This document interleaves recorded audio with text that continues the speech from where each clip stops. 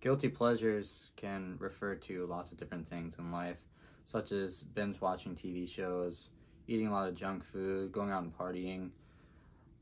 But today I kind of wanted to go over some guilty pleasures that I see with myself within the some of the music that I'm into. And this I kind of want to will be kind of like two separate kind of deals to an extent.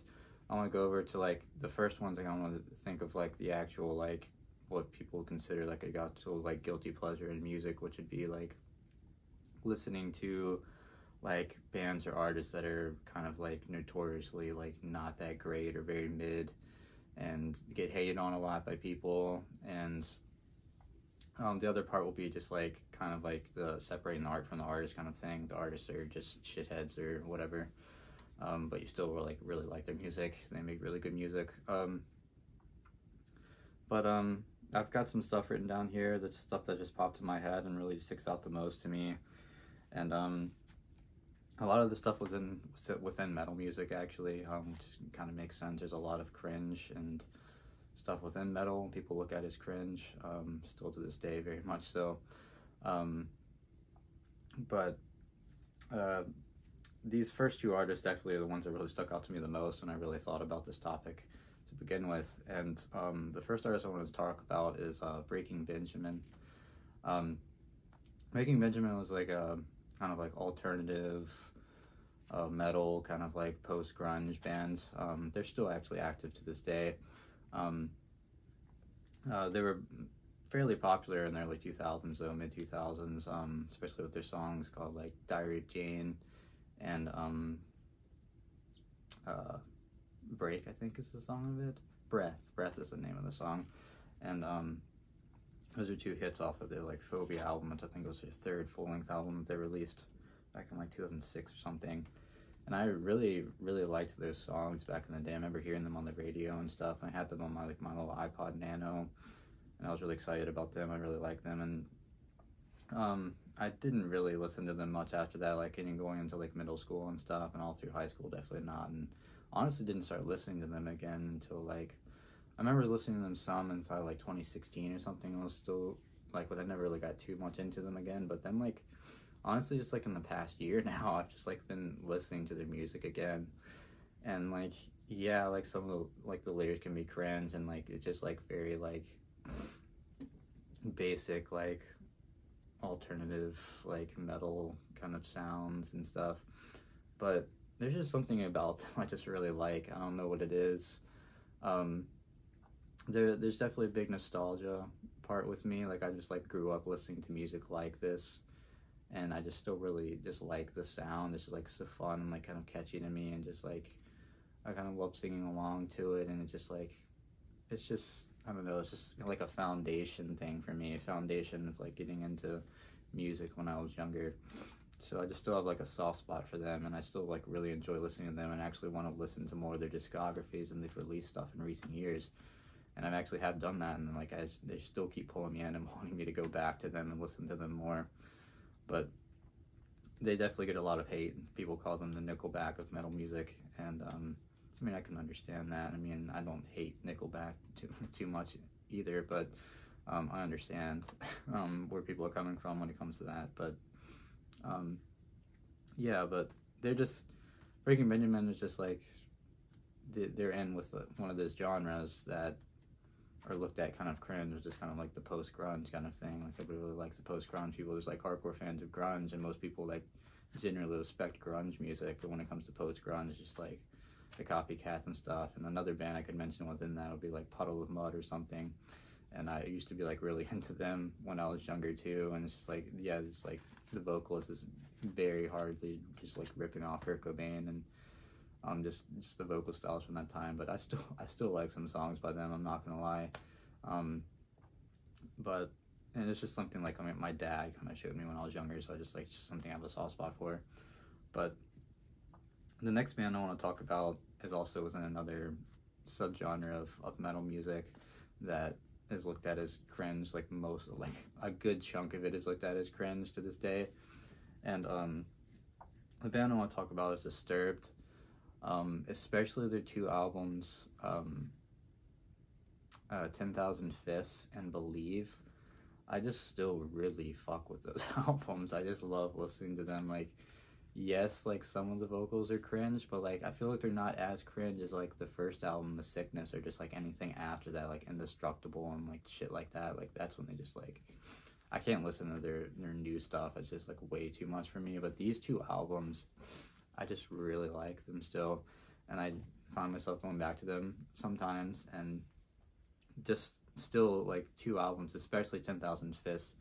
10,000 Fists was one of the first CDs I ever really bought when I was a kid, and I just was really excited about it. I remember having it on my iPod Nano. I just really loved that album, and really was listening to it a lot back in like elementary school, like later elementary school. I just especially the what really got me into them was the cover they did of Land of Confusion.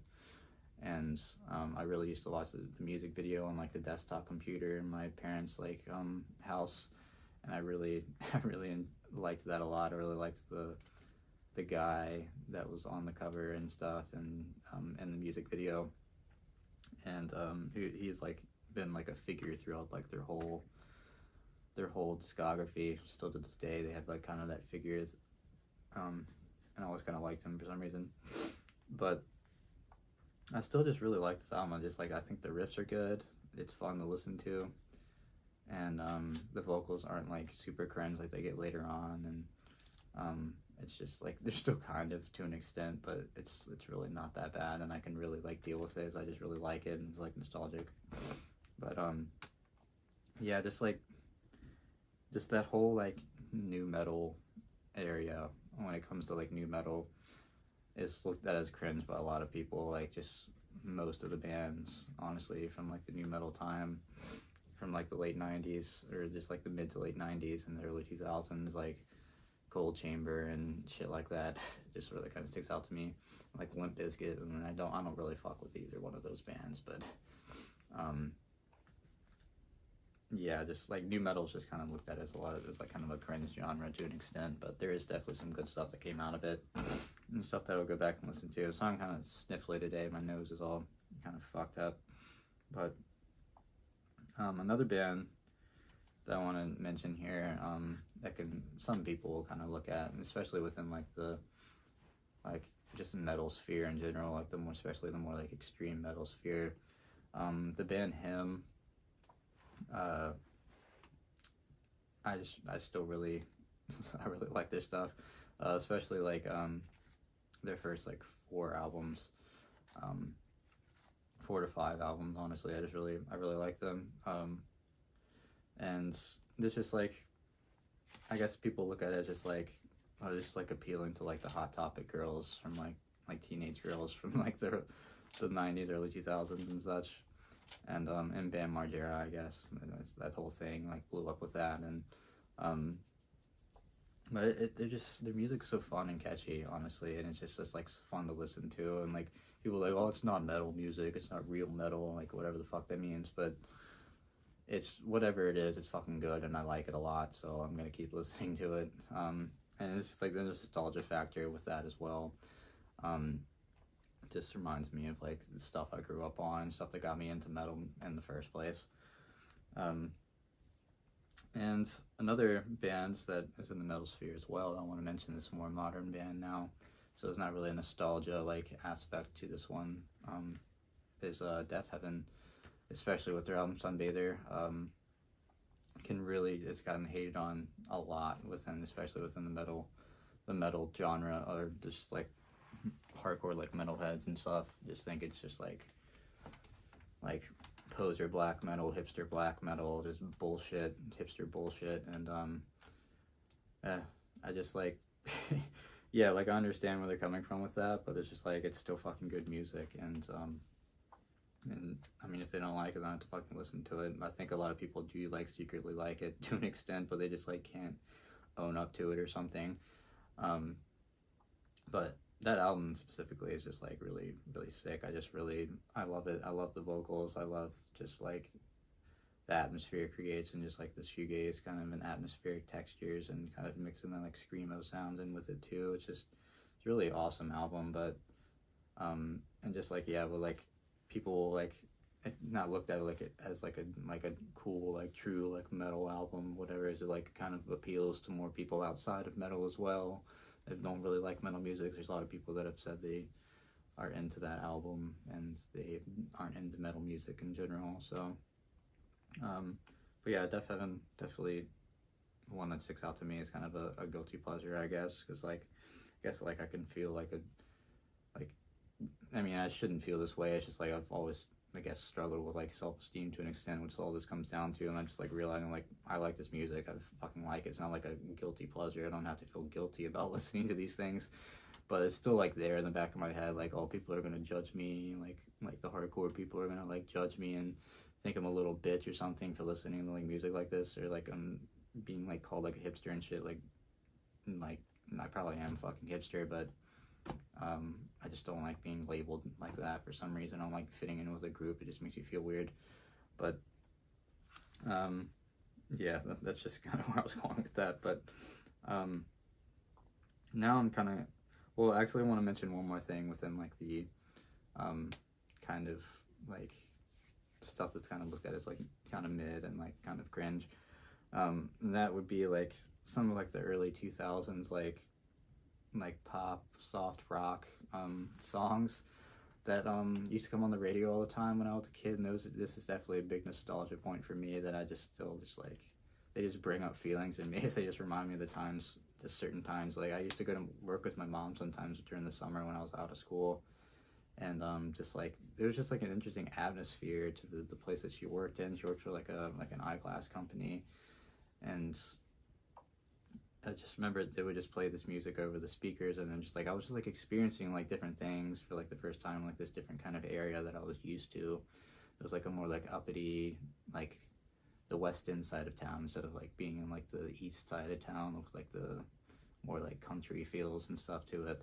It was like more like more kind of like a city feel to an extent, and I just thought it was just like fitting in with this time, like going to like this movie theater and stuff. But I'm going on a tangent here a little bit, but I wrote down like a few songs that kind of like stand out to me when I was like going through like a little list of like, oh, like, I was trying to think of like the names. I just can't think of the names, but there's like I guess another song that just popped into my head is just like stuff by like John Mayer and stuff like what is that song? I don't know, there's a few songs. I'll throw it on the screen here. I just can't think of them off the top of my head, and I like feel under pressure when I'm on the camera sometimes. But yeah, like I just some of his songs pop out to me. There's like two songs that pop out to me that I still would kind of fuck with, but they're mostly just kind of nostalgic. But the other songs, I listed 5 other songs here that I kind of want to mention, and just to give you like an idea of what I'm talking about and within like that era. And these songs also remind me kind of like being at like the pool and stuff too. When I was a kid, like they would be playing these songs over the loudspeakers at the pool during the summer, and that was just like a big part of when I was a kid. Well, there's a song "Chasing Cars" by Snow Patrol to like if I lay here, if I just lay here, like that fucking song. Like I just fucking love it. I don't know why. It's so fun to listen to and like sing to an extent. It's like I can see how it's like cringe, and like I can be cringe to people and stuff, but it's just like it just hits me for some reason, man. It's just what it is. And then there's the song "How to Save a Life" by The Fray. And I have "The Reason" by Hoobastank, and "She Will Be Loved" by Maroon 5, especially this song. I really remember listening to this song, hearing it at my mom's work at the time, and the song "Unwell" by Matchbox 20. I just, like I said, I just have like a soft spot for those things. It's just like fun to listen to them, and I know they're like not like looked at as like really like good music or anything, but whatever that means. Like I said, like music is very subjective, but they're just, whenever they come on, they just bring like intense like feelings within me for some reason. Like there's just something about like the sounds, and it's really bringing me back to just like my first like music I ever really remember hearing and listening to much. So that's just a big thing for me, I guess, and that's why I still like them. And like I like when I go back to them, I'm not just like, oh, this is like super cringe or anything. I'm like, oh, I actually like this. I enjoy listening to this. There's like other pop songs from that time that definitely kind of stick out to me, and some are looked at as better than others, but it just that time was just interesting, I guess, to me. So now I want to get into like kind of like the separating the art from the artist kind of thing, like the lead people in these groups, or just like these artists in general, are just like problematic in some ways. And there's definitely some times where I can separate the art from the artist. Sometimes I think it's more rare that I can't. But one case of where I can't really is like with daughters. I can't fucking listen to their music right now, and I don't think I'll really ever be able to listen. I mean, I like the music, but I just listen to the fucking vocalist and it makes me just like sick to my stomach, and I just can't listen to his shit. But the first artist I wanted to mention here is kind of an obvious one. I've talked about him a lot on here, and that's Burzum, or Barb Kearney's, who's the guy who is Burzum. And yes, I know all about Barbara Kearney, and I know he's kind of a shithead and has his ideology and has his beliefs on things, but he made some fucking incredible music back in the 90s, and some very influential music, and it just can't be denied. And he was like doing things somewhat differently with it than like some of the other people within the black metal scene, and like I commend him for his artistry. And yeah, like I don't agree with him, but I'm still going to listen to his music just because I really like the music, and I feel like I'm supporting the art that he made within that music. And the music itself really isn't problematic in itself, like with the lyrical content and such. So that's something I can really separate it from. And another one that can be kind of obvious too is the band The Smiths, and Morrissey himself being problematic in kind of certain, like a similar way as Varg, with just his affiliation with like conservative beliefs and like racism and such. And it's just, yeah, it fucking sucks, but his vocals are just like uncomparable to anything else. Like they're just so good, and especially his work with the Smiths are just those 4 studio albums that they released in the 80s. I just fucking love them. Like I can't go without listening to them. I just love the fucking music so much. It's like so catchy and fun. There's another thing with like the lyrical content not being problematic at all, and that's where I can definitely separate Morrissey from that, and just like I can appreciate the art that he made. Once again, don't agree with him at all, but it's just people have their opinions. People can be shitheads, but they could still make incredible music and make incredible art, and that's just a thing. I'm sure there's tons of people in this world, artists in this world, that we just don't know that they're shitheads and like can hide things. I mean, I feel like everybody has some like a shitheadery to them to an extent, especially when it comes to art and such, because people think about things differently within that area. So and going along with that too, getting some hip-hop artists, and one obvious one is Kanye West, or Ye, as he likes to go by now, and actually legally changed his name to that. I'm not like a huge Kanye fan. I've listened to him for quite a while. He was definitely a big thing I listened to when I was getting into hip-hop music, like in the late 2000s, and you can't deny how influential he is, and has really experimented a lot over the years. And like his Jesus album, I still love that album. It's just like really weird and out there, and like was kind of like a stepping stone for me to getting into like more weird, and like realizing that I like experimental and like weirdo shit. Back when I like was in denial about that, I guess, in high school, because I didn't want to be looked at as a weirdo. And but yeah, just like some of his earlier stuff, I've never really gotten behind like the College Dropout and stuff like that. I've never really liked that much. But like Graduation, there's like a good amount of songs on there that I like. Like Flashing Lights is one of my favorite songs by him. I really love that song. like Can't Tell Me Nothing, and like Stronger, stuff like that. I mean, Stronger's not like incredible. I don't really like listening to that one too much anymore. I don't feel like it's aged that well, but there's, and then just like some stuff after that, I didn't really care that much about My Beautiful Dark Twisted Fantasy, but Jesus I just really liked, and he's just, and 808 and Heartbreak, like that album definitely really sticks out to me. Definitely like changed the game to an extent, really brought auto-tune more into the mainstream, and yeah, Kanye's just been a big artist, and he's been controversial for quite a while, but now he's going pretty fucking far this time, as we know, and it's pretty fucking insane. But he's got some mental health issues like these other people do as well. But the last artist I kind of want to talk about here is within the hip hop as well, and very modern artist, and it's Playboi Carti.